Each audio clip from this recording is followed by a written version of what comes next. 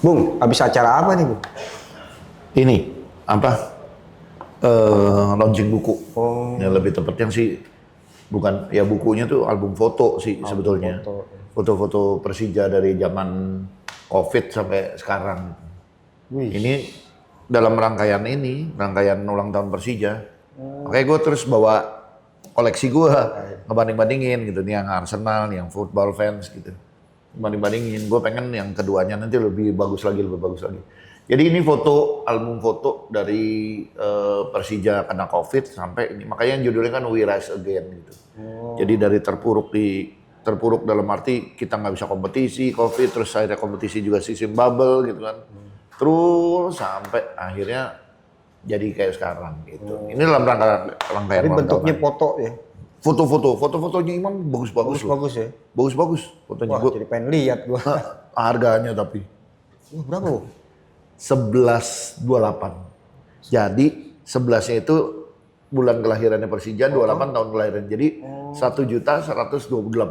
Woi, tapi kalau orang yang ini mah pasti ini Bung dicari. Dicetak cuma 97 kan, ulang tahun ke 97. Limit jadinya. Iya, limited edition banget gitu. Waduh. Yang punya rezeki mantep tuh, Bu, pasti. Ini bagian dari rangkaian ulang tahun. Oh, rame pasti besoknya pertandingan nih kayaknya. Oh, gua jual tiket tuh sampai 50.000. Waduh. Gua dapat kabar bawah tuh yang di utara timur selatan itu udah habis. Udah habis. Ya jadi koril-koril udah banyak. Ada beberapa koril yang coba ke gua bilang cobalah ke pusat, tetap koordinasi gitu. Iyalah. Oh, gimana udah? Ya kalau mau nambah ke pusat gitu. Iya. Karena barat tetap gua nggak ini, barat tetap online gitu. Iyalah. Ya kalau yang nggak kebagian kira-kira susah ini online dibuka ntar malam.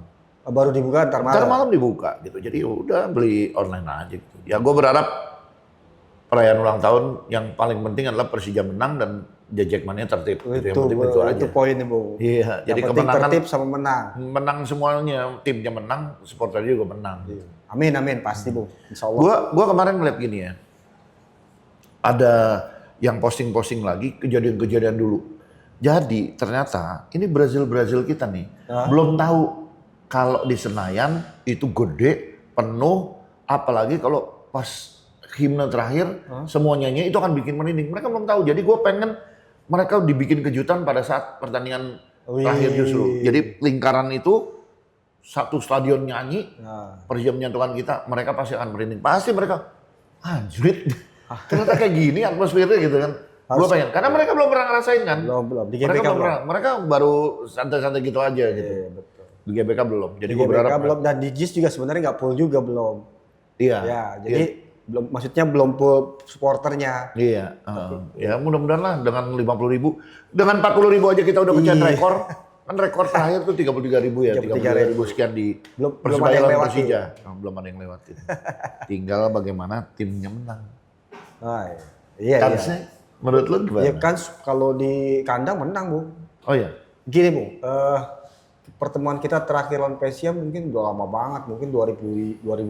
Iya, makanya Beraja Musi ngobat mau datang. Iya, mungkin karena terlalu kangen kali ya. Iya, Dan kita juga kalau tandang kemanapun selalu mampir di Jogja, jadi selalu anak-anak tuh selalu mampir di Jogja, jadi akhirnya silaturahminya kapan pecahnya? Mungkin besok pecahnya silaturahmi. Tapi gini, kalau dari sisi pertandingan atau materi pemain gitu, gue lihat PSM ini memang salah satu tim promosi yang lumayan tidak diduga, Bu. Iya, karena Jepara awalnya menang lawan Persib, tapi terusnya kayaknya nggak berkembang lagi gitu ya.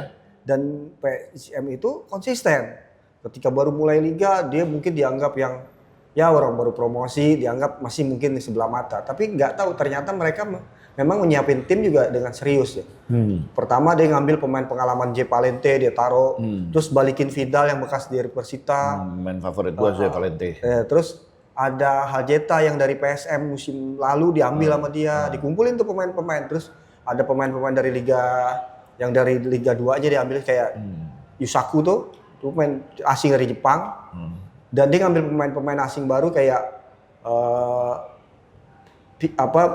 minggu pemain ini belakang juga tuh duet sama Yusaku, sama dia ngambil kayak Romazo kalau nggak salah pemain dari Tajikistan. Dan terakhir dia kayaknya ngambil si Anton Pels dari Belanda. Dan Banyak Belanda sekarang. Iya, ya karena pelatih juga Belanda Bung dia. Oh. Pelatih Belanda dan kejutannya ketika baru mulai dia itu menang lawan Persebaya Oh. di kandang Persebaya. Iya, gue ingat tuh. Iya, baru main dan gue mungkin di situ mungkin kayak sebenarnya dua-duanya nggak begitu bagus lah. Cuman ternyata PSIM abis itu 2 kali kandang lawan Persib sama lawan Arema seri di kandang. Abis itu gue perhatiin abis itu dia main lawan Bali.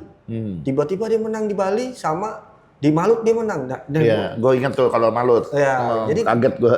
Gue pikir PSIM ini konsisten Bung. Dan dia itu kalahnya juga 2 kali dengan Borneo di kandang sendiri, sama satu lagi di lawan Persita di bantai di 4-0. Tapi overall secara permainan, secara materi, ini tim yang menurut gue udah kebentuk. Maksudnya kebentuk tuh memang dikumpulin kayak ada Raka Cahyana, pemain Persija bekas Persija, terus ada Cahya Supriyadi, pemain potensial juga. Tapi ya balik lagi mereka mengumpulkan dilatih dengan pelatih Belanda ini dengan sistem yang baru.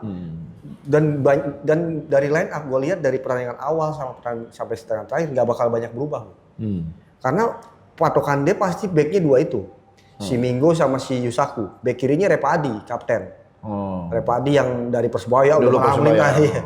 Terus kanannya Raka Cahyana karena dia pakai slot 2-3 ya. Kipernya Cahya Supriyadi, Raka Cahyana. Terus tengahnya udah pasti dia pakai si Pareja. Pareja itu pemain dari Persita diambil sama dia, Bu. Dan menurut gua dia pemain yang orang mungkin nggak terlalu pikirin, ternyata dia pemain penting karena dia ngerusak gitu. Ada si Romajo dan ada si Jepelente yang playmakernya. Nah si Vidal yang biasanya di Persita dulu pakai di tengah, dia taruh di sayap di kanan. Depannya si Haljeta, kirinya nggak biasanya Anton Pals atau si Korpe pemain Inggris. 4-3-3 deh. 4-3-3 dan gue lihat ada pemain asing deh yang dari Liga 2 mungkin digadang-gadang jago, Rapinha nggak pernah dapat tempat Bu. Jadi semuanya pemain asingnya memang benar-benar yang pengalaman gitu. Tapi gue lihat sih overall ini tim yang sebenarnya kalau mau Persija lihat dia pemainnya itu aja yang gue nggak tahu kedalaman skuadnya. Gue nggak pernah lihat dia main tanpa J Valente dan kelihatannya besok dia tanpa J Valente. Kita lihat pelatihnya kayak gimana. Ini dia menurut lu bakalan attacking football apa defensive football? Oh, gue sih ngeliatnya mereka akan menunggu. Menunggu. Jadi mereka nggak defend juga, coba menunggu. Dia menunggu mungkin di middle block. Karena kalau dia sampai defense sampai low block, waduh. Bukan gaya dia sebenarnya, tapi ya itulah balik lagi, Bung. Lawan Persija yang lumayan penguasaan bolanya sampai tinggi gitu dan dia harus siap-siap juga. Ditambah dia tanpa J Valente. Dan kita juga minus si Rizky Ridho kalau nggak salah ya. Jadi kayaknya ada sama-sama minus tapi kita Alano balik, si Jordi Amat balik, maksudnya bisa main. Nah, kalau kita sih gue nggak ragu deh karena kemarin tanpa Alano, tanpa si Jordi aja ternyata Witan mainnya bagus banget. Thales juga mainnya bagus. Nah kalau mereka yang gue tahu nih, si Valente nggak main. Raka Cahyana nggak main. Oh nggak main? Nggak main. 2 yang tadi lo sebut nggak main. Bahkan Cahya juga nggak main karena dia timnas kan. Oh dipanggil. Berarti kita kan Donitri sama Anan masih belum bisa main. Gitu. Jadi dia udah berkurang 3 orang yang tadi lo bilang sebagai kekuatan. Iya, kekuatan intinya dia yang sering main. Berarti kita bisa menang banyak dong. Wah gue sih positifnya kita menang, tapi ya mudah-mudahan kita menang lah, bukan pasti ya. Cuman bola kan balik lagi Bu. Ya semoga kita bisa ngambil momentum itu. Maksudnya momentum mereka kekurangan pemain, tidak ada J Valente karena kan itu dia balik lagi ini tantangan pelatihnya dia. Lu bisa gak nih tanpa pemain-pemain yang utama, intinya pemain yang udah biasa main nih. Walaupun ya masih ngeraba-raba ya. Nah kan kemarin ya waktu kita lawan Kediri di menit-menit akhir tuh pelatih berani tuh masukin pemain muda. Menurut lu gimana tuh pemain muda permainannya? Bung, kalau gue nganggap kalau kita sebagai pemain muda ketika dikasih kesempatan 1 menit, 2 menit, 3 menit tunjukin. Dan gue lihat kemarin pemain semua diturunin dengan semangatnya beda Bung. Dan lu mungkin bisa lihat Bung ketika si Vigo Dennis masuk Bung.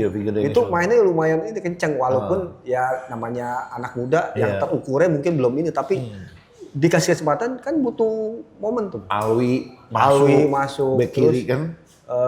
Aditya kasih kesempatan, terus Arli main 90%, maksudnya sampai 90 menit maksudnya. Walaupun gue bingung kenapa dia nangis lagi ya. Gitu.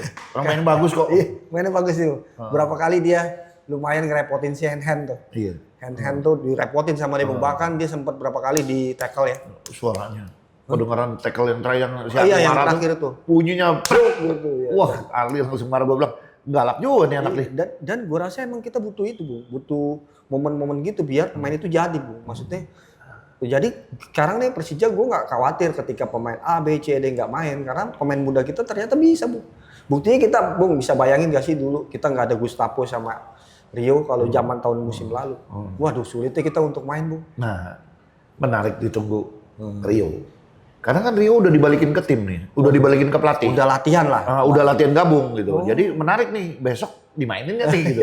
Dibawa kan nih. Dan kalau dimainin nih siapa nih jadinya posisi Franka, apa posisi siapa gitu. Apa posisi si Maxwell, sayap kiri gitu kan. Kalau Excel perkembangannya gimana, Bro? Bro, Excel kita emang harus akuin, Bu, perkembangannya pesat ya. Kalau ngelihat lompatannya jadi inget BP gue. Apa karena BP jadi mentor dia sekarang nih? Oh, bisa jadi, Bung. Dan gue lihat kecepatan dia juga lumayan. Bung, dia duelnya juga kenceng, speednya kenceng. Dan dia tuh kayak apa ya, kalau dia tuh bisa BP, bisa jadi bisa terobos kayak Aliudin gitu.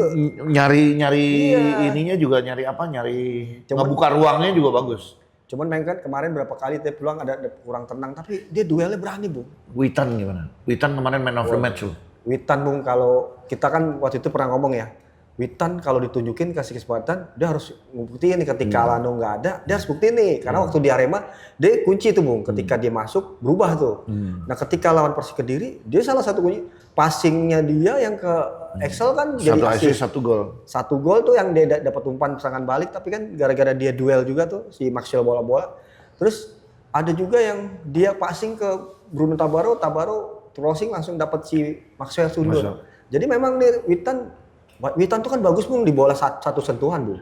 Sama dia ada di sela-sela pemain lawan. Nyolong bolanya juga lu suka. Iya, dia selalu ada di posisi yang 1-2, Bung. Dan sekali dia satu sentuhan itu bahaya, Bung, dia.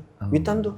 Dia passing-passingnya juga bahaya. Makanya gue beruntung ketika kita nggak ada Alano, Witan ketika bisa ditaruh di tengah, bisa di Alano di tengah. Jadi pilihan kita di depan, gue sih nggak ragu ya, Bung, ketika Almeida sama Rio masih belum tampil.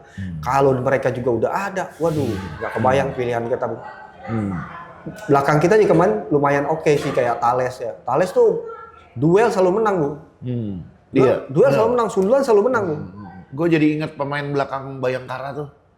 Yang dulu ya, siapa yang tadinya sebetulnya kita yang ngincar gitu. Yang tendangan bebasnya bagus itu, Bung. Iya, tendangan bebas bagus sama sundulannya juga bagus. Iya, lupa pernah ngegolin lewat pala juga. Botaknya sama kan. Iya, makanya si Thales ini memang lambat, tapi secara 1 lawan 1 menang mulu, Bung. Dan cover bola bagus. Nah, besok tanpa Rizky Ridho, dia duet sama Jordi Amat mungkin juga akan sama. Ya kita lihat aja. Nah, kalau Zelle Valente nggak main, siapa dong playmaker mereka? Nah itu karena waktu lawan Persebaya, gue lihat awalnya buntu. Dua tim ngebosenin banget, tapi babak kedua Zelle Valente tiba-tiba kayak ngingetin gue kayak Falcao, iya, Brasil dulu. Ntar ke belakang ngambil bola, tiba-tiba ke depan, paling depan gitu. Wah, gigi banget. Berubah. Menang 1-0. Ya kalau gue sih, gue kalau jadi pemain pelatih PSIS ya mungkin gue taruh si Vidal di situ. Vidal di situ ya. Jadi sayap kanannya gue taruh si Corve. Di Tangerang emang Vidal di situ posisinya. Posisi tengah. Dia sayap kanannya gue taruh si Corve. Karena dia kan bisa juga di tengah. Nah, teman kan masalahnya PSIM ini selalu mainnya menguasain tuh ketika 2 orang ini mainnya bersamaan, Bung. Dia main tanpa ngeliat, dia tahu posisi temannya di mana nih. Zelle Valente sama Vidal nih emang harus susah ditebak kedua nih kalau main. Bahkan gol lawan Persebaya kan tiba-tiba Zelle Valente umpan ke sana. Tahu-tahu si Vidal ada di situ. Itu tuh, yang kayak gitu-gitu tuh.